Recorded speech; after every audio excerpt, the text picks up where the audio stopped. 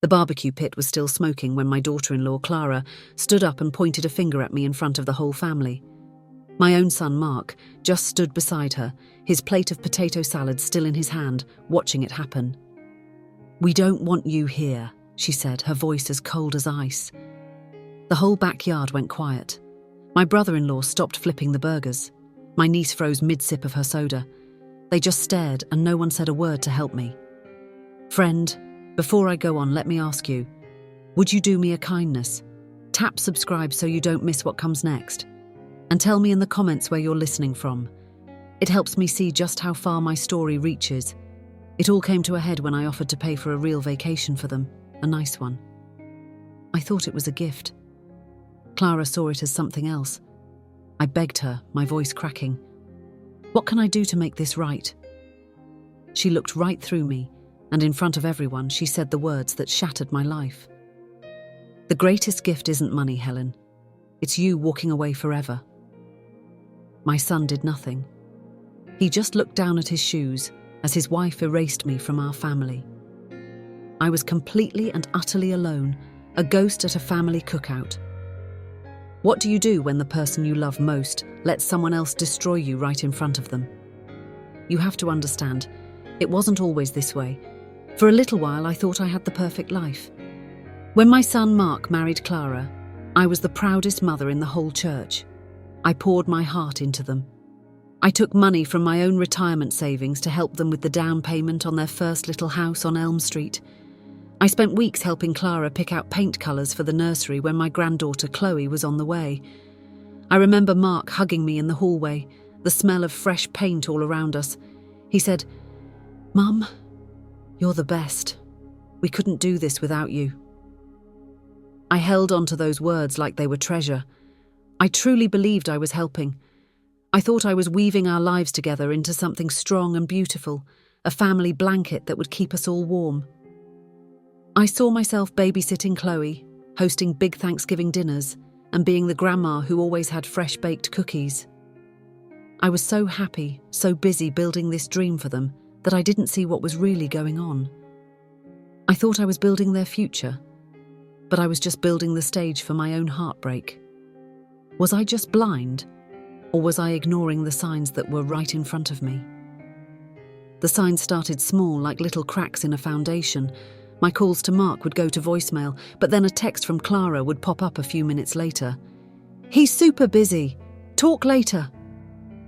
But later never came.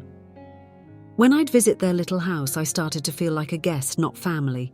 There was this invisible wall that Clara had built, and she was an expert at it. One day at Target, I found the cutest little dress for Chloe and brought it over. Clara smiled, but it never reached her eyes. "Oh, that's sweet, Helen," she said, folding it and putting it aside, "but it doesn't really match her style." The words were polite, but they stung like a slap. My gifts, my cooking, my advice, it was all gently pushed away. I finally got Mark alone one afternoon while he was fixing a leaky faucet in my kitchen. I asked him, "Is everything okay with Clara? She seems distant." He wouldn't even look at me. He just tightened a pipe and said, "You're imagining things, Mum." But I wasn't. He was supposed to be my son, my ally, but I was starting to realize he had become something else entirely, her gatekeeper. And I had to wonder what terrible secret were they trying to guard. So I did what she asked. I walked away. I stopped calling. I stopped texting. I didn't drive by their little house on Elm Street. My world, once so full of my son and granddaughter, became quiet. The silence was the loudest thing I'd ever heard. Every ring of the phone made my heart leap, hoping it was Mark, but it never was. Days bled into weeks. I found myself standing in the aisle at the grocery store, holding a box of the animal crackers my granddaughter Chloe loves, before remembering I couldn't buy them for her. The pain was a physical thing, a heavy weight in my chest. I started talking to my late husband Richard out loud, just to hear a voice in the house. "Richard," I'd say to his old armchair, "what did I do so wrong?" The self-doubt ate away at me. Maybe Clara was right. Maybe my love was a cage. Maybe I was a monster and just didn't know it. I was drowning in my own grief. And the person I loved most in the world, my son, wouldn't even throw me a rope. But was this really just about hurt feelings? Or was there another reason they needed me gone so completely? About a month into my exile, a piece of mail showed up that changed everything. The mailman put it in my box by mistake. It was a bank statement for Mark and Clara. My first thought was to just write "Return to sender" and send it on its way. But it was from an old savings account I had co-signed on for Mark when he was in college, an account I'd completely forgotten about. My curiosity, or maybe it was just a mother's instinct, got the better of me. My hands trembled as I opened it, expecting to see them saving up for Chloe's future. But what I saw made my blood run cold. For the last 6 months, a big chunk of money, exactly $5,000, had been taken out on the same day every month. It wasn't for their mortgage or their car. It was being sent to a company I'd never heard of, something called Innovest Solutions. A cold feeling washed over me, pushing the grief aside and replacing it with something new, something sharp. It was suspicion. Why were they sending so much money to a company I didn't recognize? And why did it feel like a secret? I couldn't let it go. That night, I broke my silence. I sent a simple text to my son, Mark. I typed, "Hi, honey, hope you're well. Got a bank statement by mistake and saw some large withdrawals. Is everything okay?" I stared at the phone for an hour, my heart pounding with every minute that passed. I just wanted to hear his voice, to have him explain it all away. Finally, my phone buzzed. But the message wasn't from the loving son I had raised. The text read, "Helen, our finances are our private matter. Please respect our boundaries and forward any future mail without opening it." Helen. He called me Helen. My own son had never called me by my first name in his entire life. It was so cold, so formal. It sounded exactly like something his wife, Clara, would say. As I read the words over and over, a chilling thought took root in my mind. My son wasn't just distant. He was being controlled. The wall around him wasn't just for privacy, it was a fortress. And I knew, deep in my bones, that I had to find out what secret they were protecting inside. After that cold text from my son Mark, I knew I was on my own. So that night, I sat down at my old desktop computer, the one my husband Richard bought me years ago, and I typed Innovest Solutions into the search bar. My heart was thumping. I expected to find a real business, something that would explain everything. But what I found was nothing. There was a website, but it was just a page full of fancy words like lifestyle investments and asset diversification. There were no pictures of people, no real office address, just a PO box in Delaware. It felt like a ghost. A fake company set up to look real, but there was nothing behind it.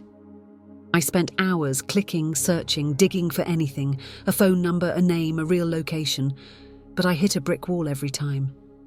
I felt a chill run down my spine. This wasn't a normal investment. This was a secret.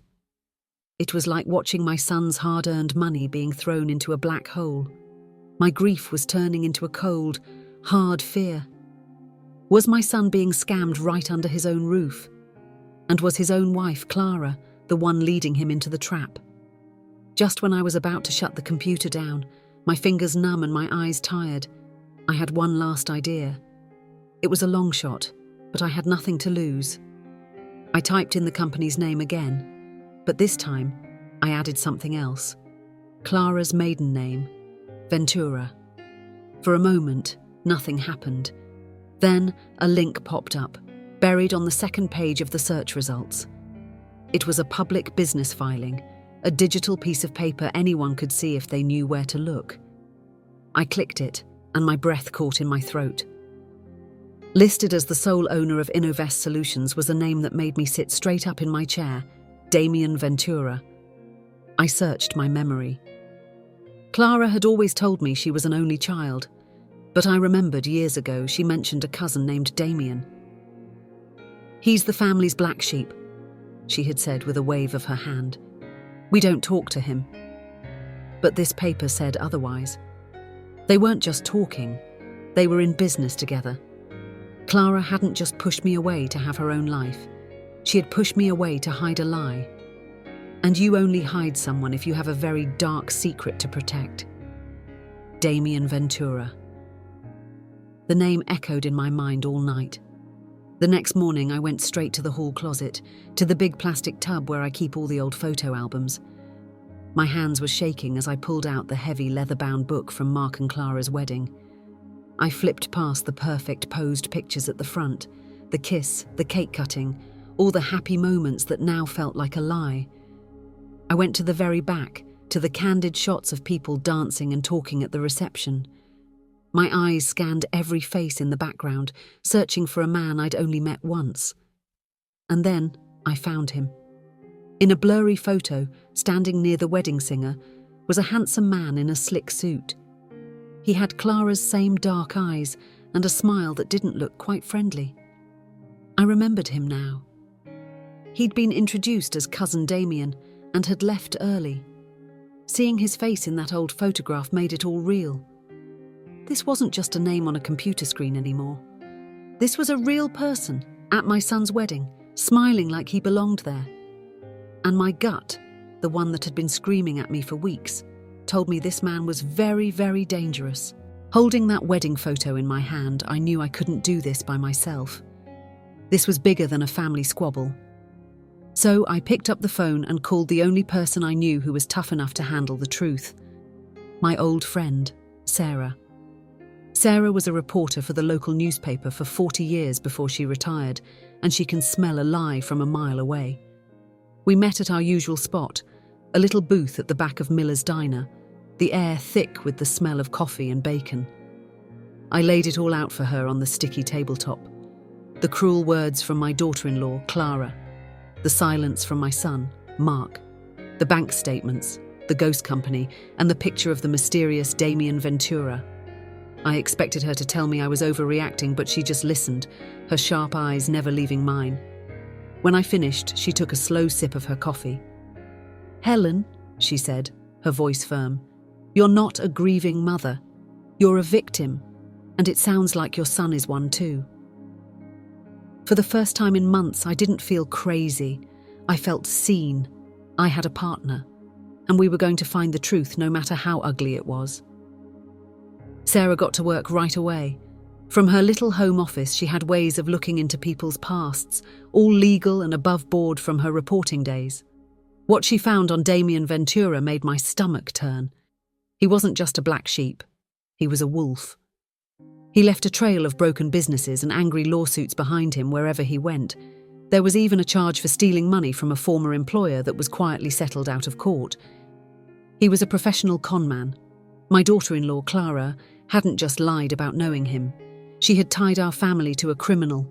The fear I had for my son, Mark, grew into a raging fire. He was a good man, trusting and kind, and he had walked straight into a trap. But just as we thought we had it all figured out, Sarah found something that made no sense. It was a property deed. Years ago, Damien and Clara had inherited a small house together. The records showed that Damien signed his half over to Clara for just $1. Why would a man who lived his life taking money from people suddenly give away something so valuable for free? It didn't make any sense. Unless, of course, it wasn't a gift at all. That $1 property deed bothered Sarah more than anything. "Con men don't give gifts, Helen," she kept saying. So she dug deeper, going into the old courthouse records for that little house. And that's when she found it. The second, much bigger twist in our story. Buried in the town's legal files was a lien, a legal claim, against the property for over $250,000. Damien had taken out a massive, high-risk loan and used the house as collateral. When he couldn't pay it back, the debt was attached to the property. By signing his half over to Clara, he wasn't giving her a gift. He was trapping her. He was legally passing the entire mountain of debt onto her shoulders. Suddenly, everything clicked into place with a horrible, sickening clarity. The $5,000 payments from my son Mark's account weren't part of a scheme. It was extortion money. Clara wasn't a partner in crime. She was Damien's prisoner. She wasn't just a monster. She was a cornered animal, biting anyone who got too close. And I realized we weren't just dealing with a family problem. We were dealing with a desperate woman who had nothing left to lose. Knowing that my daughter-in-law, Clara, was trapped made things even more complicated. My friend Sarah and I were sitting in my kitchen, the evidence spread out on the table between us. I couldn't just go to my son, Mark. Clara had already poisoned him against me, and he would never believe this fantastic story without proof. I needed her to make a mistake. I needed to flush her out of hiding. So we came up with a risky plan, a desperate gambit. That night, I created a new anonymous email address. From my lonely living room with only the glow of the computer screen lighting my face, I wrote a short, chilling message. I didn't send it to Clara, I sent it to Mark, knowing she monitored his email. The message said, "I know about Damien Ventura. I know about the debt. You should ask your wife what you're really paying for." I didn't sign my name. I didn't make any threats. I just lit the match and stood back, praying it would light up the truth and not just burn everything to the ground. I hit send, and my heart hammered against my ribs. I had just poked the bear. Now, I had to wait and see what would come out of the cave. It only took 2 days for the bear to show itself. My friend Sarah, ever the reporter, had started keeping an eye on the little coffee shop near Mark and Clara's house. She would just sit in her car with a newspaper, watching, and my anonymous email worked just like we thought it would. On a Tuesday afternoon, Sarah saw Clara rush into the coffee shop, looking over her shoulder like a frightened bird. She sat at a table in the back, her hands shaking as she stared at her phone. A few minutes later, a man slid into the booth across from her. It was him. It was Damien. Sarah, using the long lens on her camera, took pictures from across the street. She said their meeting was angry and fast. Clara looked terrified, pleading with him. But Damien just looked bored, like her panic was an inconvenience to him. He was cool and calm, the one with all the power. The photos she took were blurry, but they were undeniable proof that Clara was still secretly meeting with the brother she claimed to have cut off. But it was the look on Damien's face that scared me most. He didn't look worried. He looked like a man who was completely and totally in control. Sarah had a bad feeling after that meeting. She told me, "Something's not right, Helen. He's too calm." So she did something brave, maybe a little foolish. She followed Damien when he left the coffee shop. He didn't go to a nice house or an office building. He drove his fancy car to an old, run-down part of town, to a warehouse with boarded-up windows. 2 other men, big men who did not look friendly, were waiting for him. Sarah watched from a block away as they exchanged an envelope. That night, she ran the license plate from one of the men's trucks. It didn't belong to a person. It belonged to a company that had been flagged by the police for its ties to a loan-sharking ring. My blood ran cold. This was the third and most terrifying twist. The debt wasn't just a family matter between Clara and Damien. Damien was just the middleman. The money my son, Mark, was paying every month was going to dangerous, violent criminals. This wasn't about a bad loan from a crooked brother anymore. My son and my granddaughter were tied to organized crime. And I knew, with a certainty that chilled me to the bone, these people would do anything to get their money. The moment my friend Sarah told me about the loan sharks, I knew we were out of time. These were not people you could reason with. I had to get to my daughter-in-law, Clara, and I had to do it now. My anonymous email had rattled her cage, and I was afraid of what Damien or his dangerous friends might do to her, or to my son, Mark. So I did the one thing I promised myself I wouldn't do. I called her. She answered on the first ring, her voice a terrified whisper. "Was it you?" she hissed into the phone. "The email?" I didn't deny it. I told her I knew everything. I know about Damien, Clara. I know about the debt. And I know about the men from the warehouse. That's when she broke. It all came pouring out in a flood of angry, terrified sobs. She confessed everything, that Damien was her brother, that he had trapped her, that she married Mark for his good name and his stable finances. "I had to protect my life," she cried. "You were getting too close." As she spoke, her voice filled with panic and rage, I held my phone steady, because the entire time she was confessing, I was recording every single word. I hung up the phone, my hand trembling. I had it. I had her whole confession on a recording. My first thought was to run to my son Mark and play it for him. But as I listened back to the recording, one little phrase she said sent a new wave of sickness through me. She had screamed, "I had to protect the life Mark and I planned for." It didn't sound like she was talking about a victim. It sounded like she was talking about a partner. A cold, awful doubt began to creep into my mind. How could Mark not have known? Could my son, my own boy, have been in on this from the start? I scrambled to find the very first bank statement I had received by mistake, the one that started all of this. I scanned the dates, my eyes blurring with tears. And then I saw it. The very first $5,000 payment to Damien's fake company wasn't made last month or even last year. It was dated 2 weeks before they walked down the aisle at the church. My heart broke all over again. Was my son not the victim I was trying to save? Was he her accomplice all along? I refused to believe it. My son was a good man.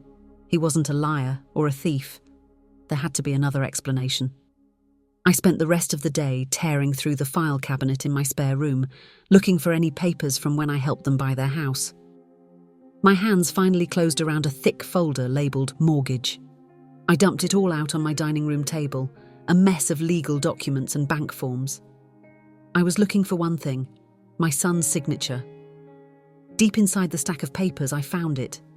It was the authorization form to allow transfers from Mark's personal investment account. And at the bottom was a signature. I held it up to the light, comparing it to his signature on his driver's license I had a copy of. The loop on the M was a little too perfect. The K at the end was too sharp. It was an excellent copy, almost perfect. But a mother knows. I knew my son's handwriting like I knew my own. And this wasn't it. Relief washed over me so hard I felt dizzy. He didn't know. My son was innocent. But then a colder, darker thought followed right behind it. If Clara was willing to forge his name to steal his money, what else was she willing to fake to trap him? That terrible question. What else would she fake? Haunted me all night. If my daughter-in-law, Clara, could forge a signature, what was a lie? What was the truth? I sat in my dark living room, and my mind drifted back years ago. I remembered a quiet conversation with my son, Mark, long before he even met Clara. He told me that a doctor had warned him, due to an illness he had as a boy, that it might be very difficult for him to have children one day. We were both so sad about it. But then Clara came along. Their romance was a whirlwind, and almost right away, she was pregnant. We were all so overjoyed we called it a miracle. We never questioned it. But now, thinking about her mountain of debt and her con-man brother, the timing felt convenient.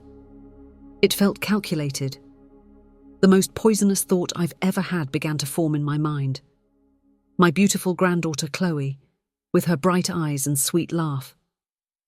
Was she the final piece of the trap? The one lie so big, so permanent that my son could never escape from it? I had to know the truth. Even if I was terrified it would destroy what was left of our family. I called my friend Sarah the next day, my voice barely a whisper. I told her my suspicion about Chloe. I expected her to tell me I was going crazy, but she was quiet for a long moment. "Helen," she finally said, her voice gentle but firm. "If she was desperate enough to do everything else, you have to at least consider it." I knew she was right. I couldn't live in the darkness of not knowing. So, I decided to do the unthinkable.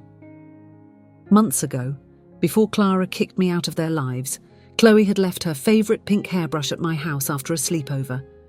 I'd kept it in my bathroom drawer, hoping I'd have a chance to give it back to her. With trembling hands, I took the brush and carefully pulled a few tiny strands of hair from the bristles. Then I went into Mark's old bedroom, a room I'd kept just as he'd left it, and found his old baseball cap. A few of his hairs were still caught inside. It felt like a betrayal, like I was sneaking around behind the backs of the two people I loved most. That afternoon, I mailed the 2 samples to a DNA lab I found online using a fake name. I dropped the envelope into the mailbox, and the metallic clang echoed in the quiet air. It was done. Now all I could do was wait for an answer that would either save my son or shatter his heart into a million pieces. The 2 weeks I had to wait for the results were the worst of my life. Every day was a fight inside my own head.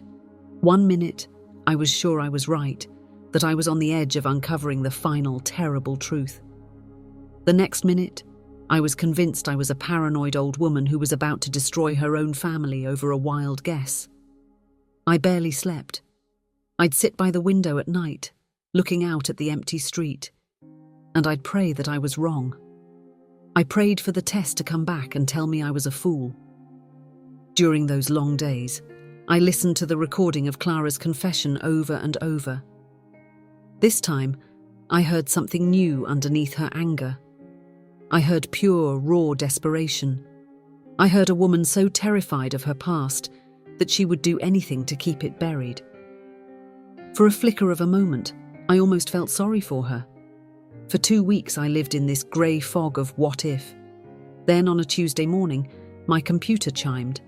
An email had arrived from the DNA lab. The subject line had only 5 words. "Your results are ready." My hand was shaking so badly I could barely use the computer mouse. I clicked on the link in the email and typed in the password the lab had given me. A secure web page opened with a lot of scientific words I didn't understand. But my eyes went straight to the bottom of the page, to a little box labelled Conclusion. I held my breath, praying, pleading for this one last thing to be a lie, for me to be wrong. But the screen stared back at me, cold and unforgiving. The words were printed in stark black letters. Probability of paternity, 0%. 0. The room started to spin. It was true. It was all true. The secret life, the stolen money, and now this, the cruelest secret of them all. My son Mark was not Chloe's biological father. Clara hadn't just lied to him, she had built his entire world on a lie. The little girl he tucked into bed every night, the one he loved more than life itself, was not his. The wave of grief that hit me was for him. Now I held the most painful truth of all. The question was no longer what was true, but how could I tell my son that his whole life was a lie? The DNA result changed everything. This wasn't about being right anymore. This was a rescue mission. I called my friend Sarah and she came right over. We sat at my kitchen table, the same spot where we'd first looked at the bank statements, and I showed her the report on my computer screen. She just shook her head slowly, her face grim.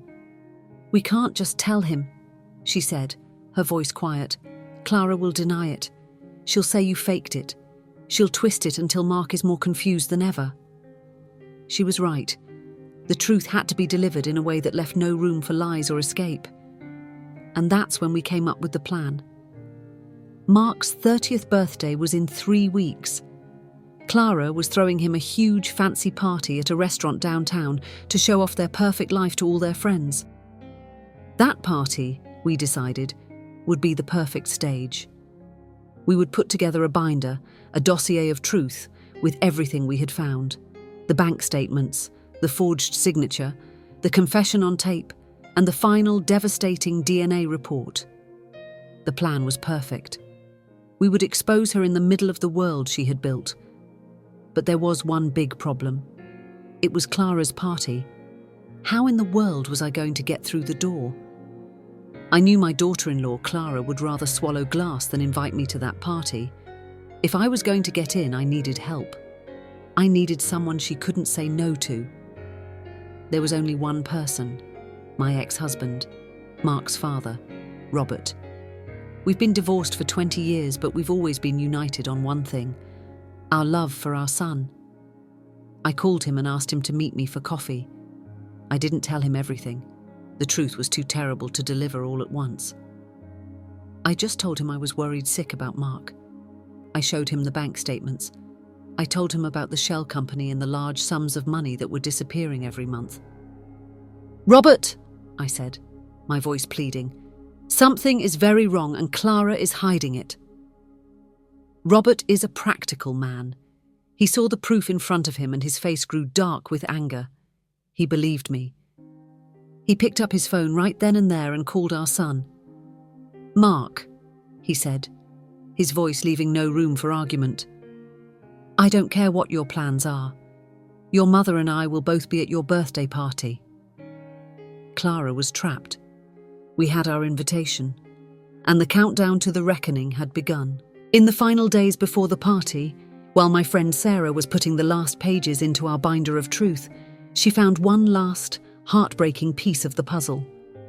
She was digging into the history of the original debt, the one that had trapped my daughter-in-law Clara all those years ago. We thought it was from one of her brother Damien's bad business deals, but it wasn't. The money, all $250,000 of it, was for their mother's cancer treatment, an experimental therapy that didn't work. Damien, the wolf, had convinced his desperate family to sign the loan papers, and when their mother passed away, he made sure the debt was legally attached to Clara and Clara alone. His extortion wasn't just greed, it was a betrayal of his own family's grief. This didn't excuse what Clara did to my son, but it painted a picture of a young woman broken by loss and betrayed by her own brother.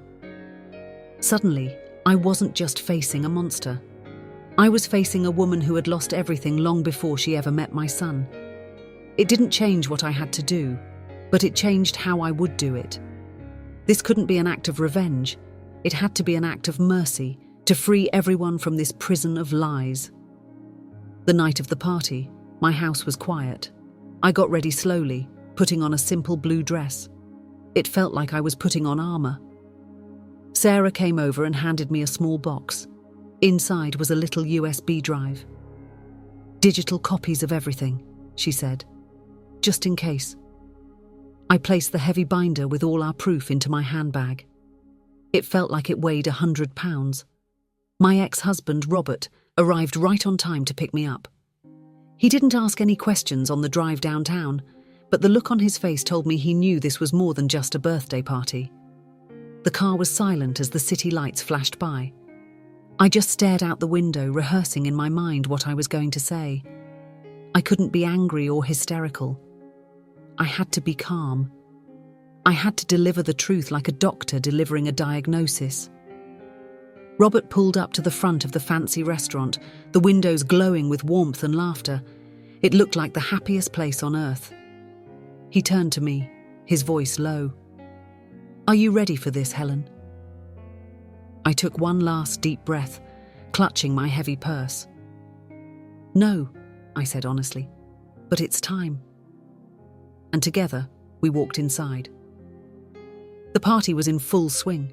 Soft music was playing and people were laughing, holding glasses of champagne. And in the center of it all was Clara, playing the part of the perfect, loving wife. She was wearing a sparkling red dress, holding my granddaughter Chloe's hand. When she saw me, her smile tightened, and her eyes went as cold as stone. "Helen," she said through her teeth, "so glad you could make it." My son, Mark, gave me a hug that was stiff and awkward. He looked exhausted, trapped between the two of us. For the next hour, I just watched. I watched Clara charm their friends. I watched her laugh and kiss my son on the cheek. I watched her fix Chloe's hair ribbon. It was a perfect performance. Then she tapped a glass for attention. The room went quiet. She raised her glass, her eyes sparkling with what looked like tears. "I want to make a toast," she said, her voice full of emotion. "To my wonderful husband, Mark, my rock, my soulmate, and the amazing father of our beautiful child."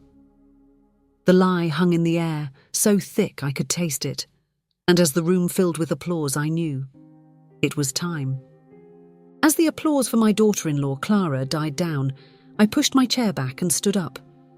The scraping sound was loud in the suddenly quiet room. Every eye turned to me. Clara's face hardened.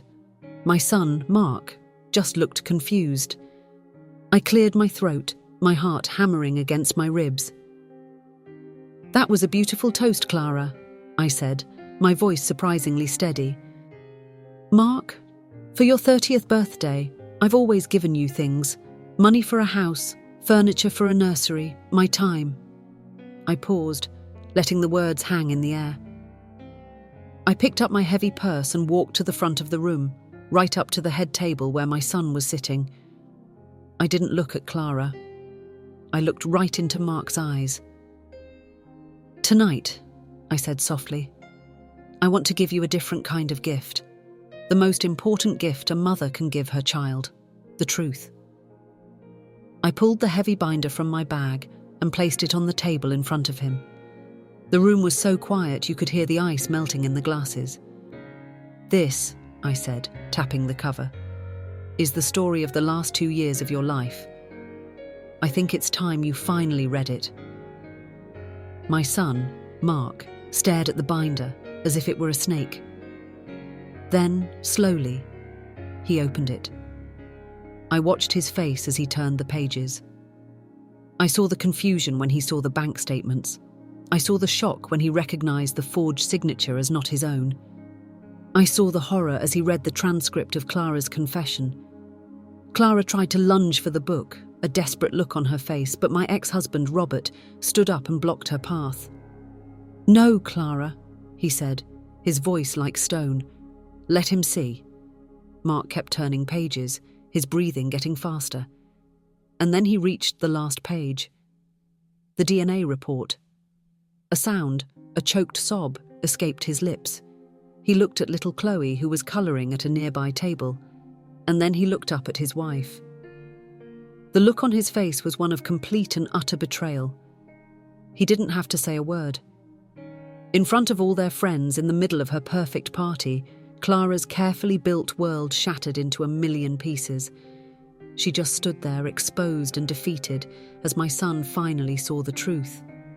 And in that moment, his marriage was over. The end was quiet. Mark left the party with me and his father. A week later, Clara was gone. Lawyers handled the rest.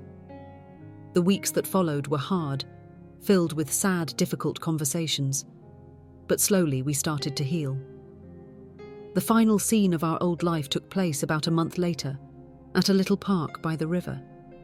It was just me, Mark, and Chloe feeding the ducks. He had decided, with a strength I had never seen in him before, that biology didn't make a father. Love did. Chloe was his daughter, and that was that. He turned to me as we watched her chase a goose. "Mom, I'm so sorry," he said, and I knew he meant for everything, for not listening, for not seeing. "I'm sorry too," I told him, "for loving too much sometimes." We were building something new, something honest. Just as we were getting up to leave, Mark's phone buzzed. He looked down at it and a strange expression crossed his face. "Who is it?" I asked. He looked up at me, a new kind of worry in his eyes. "It's Damien Ventura," he said. "He says he needs to tell me his side of the story.